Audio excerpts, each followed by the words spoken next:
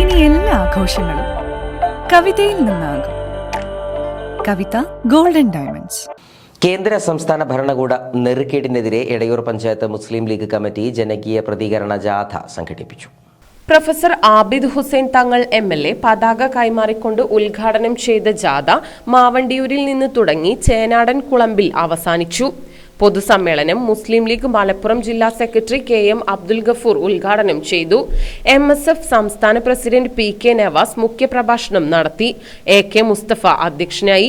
P Sharif master, KT Abdul Majeed, Shafi Valluran, Rasheed Keezhissery, PP Abu, Mustafa Chittakath, Noufal Kalaban, KT Noushad തുടങ്ങിയവർ നേതൃത്വം നൽകി.